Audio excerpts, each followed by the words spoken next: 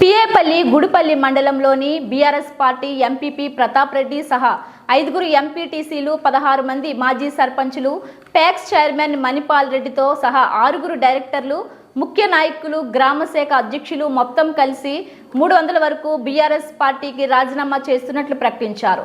వీరంతా 13వ తేదీన దేవరకొండలో జరిగే పార్లమెంటరీ సన్నాహక సమావేశంలో కాంగ్రెస్ పార్టీ మాజీ సీఎల్పీ జానారెడ్డి, ఉత్తమ్ కుమార్ రెడ్డి, కోమటిరెడ్డి వెంకటరెడ్డి సమక్షంలో చేరుతున్నట్లు సమాచారం.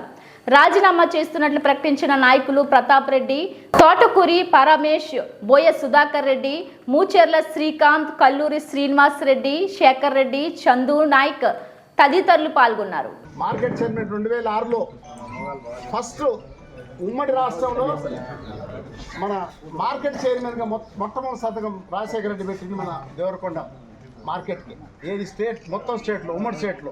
అంటే ఫస్ట్ మనకే జానారెడ్డి గారు నన్ను రికమెండ్ చేసిండు. అప్పుడే నేను మార్కెట్ చైర్మన్ అయ్యాను.